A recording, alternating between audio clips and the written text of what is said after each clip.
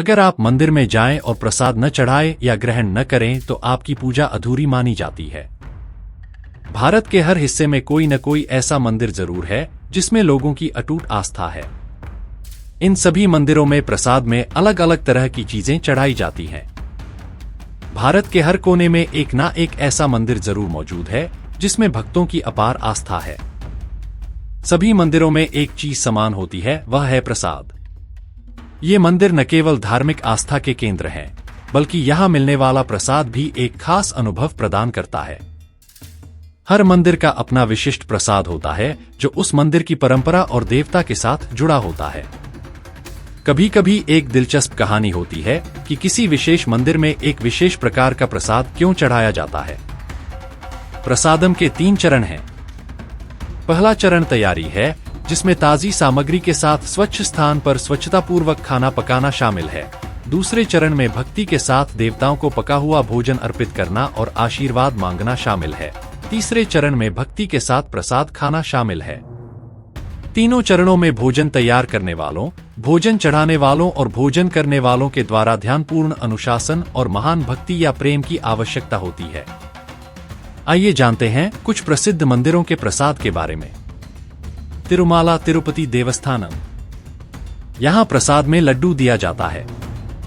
इसकी मीठी खुशबू और स्वाद भक्तों को खूब भाती है।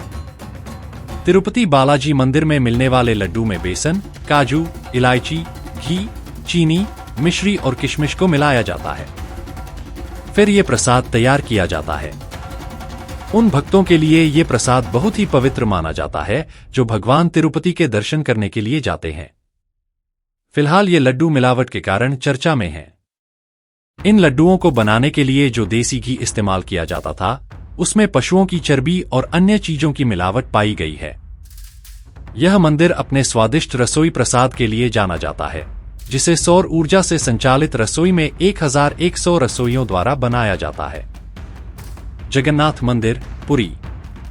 ओडिशा का यह मंदिर अपने महाप्रसाद के लिए जाना जाता है, जिसमें मिट्टी के बर्तनों में पकाए गए विभिन्न प्रकार के व्यंजन शामिल होते हैं, जिन्हें लकड़ी जलाकर गर्म रखा जाता है।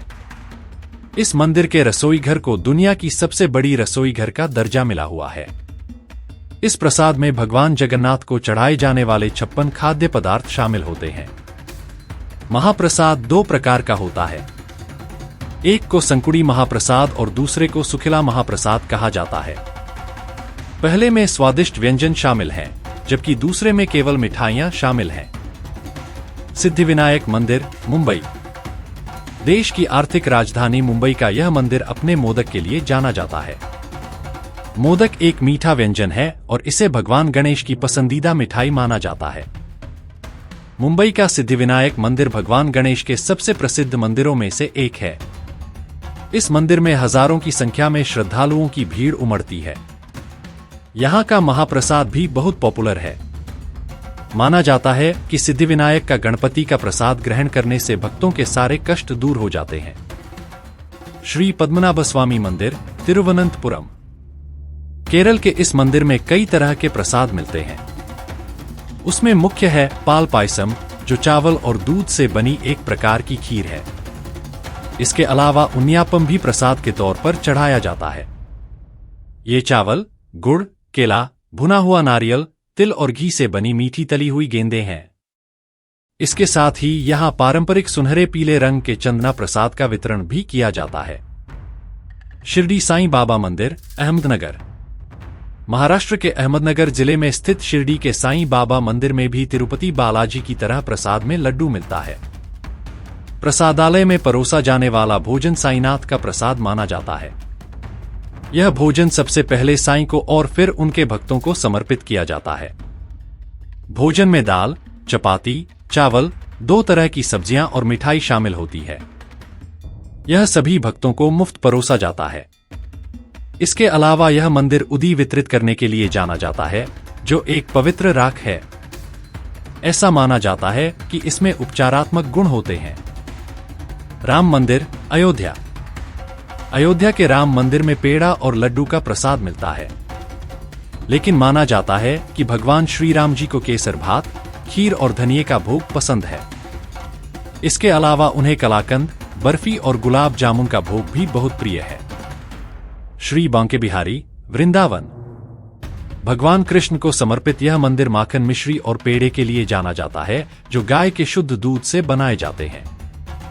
माखन मिश्री मिनी कुल्हड़ मिट्टी के बर्तन में आती है, जिसे स्थानीय कारीगरों द्वारा हाथों से बनाया जाता है।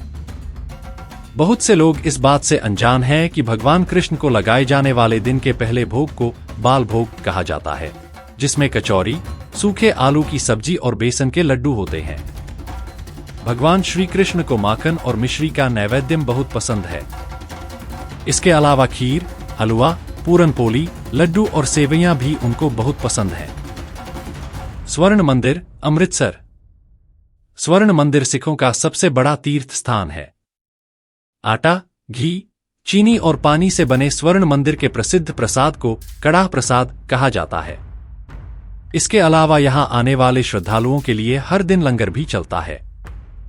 लंगर में रोटी, दाल, चावल और सब्जी शामिल होती है, जो सभी भक्तों के लिए निर्धारित समय तक मुफ्त में उपलब्ध होता है।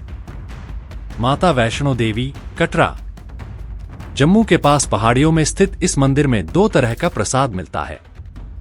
पहला है मिश्री का छोटा पैकेट, जिसके साथ छोटा चांदी का सिक्का भी होता है। इस सिक्के पर देवी देवताओं की आकृति अंकित होती है। दूसरा प्रसाद जो आमतौर पर यहां उपलब्ध होता है वह है मुरमुरे, सूखा सेब, सूखा नारियल और इलायची दाना का मिश्रण। इन्हें पर्यावरण अनुकूल जूट बैग में खूबसूरती से पैक किया गया है। कामाख्या देवी गुवाहाटी। असम की राजधानी गुवाहाटी में कामाख्या मंदिर में भक्तों को अनोखा प्रसाद मिलता है। 3 दिन देवी सती के मासिक धर्म के चलते माता के दरबार में सफेद कपड़ा रखा जाता है। 3 दिन बाद कपड़े का रंग लाल हो जाता है, तो इसे भक्तों को प्रसाद के रूप में दिया जाता है।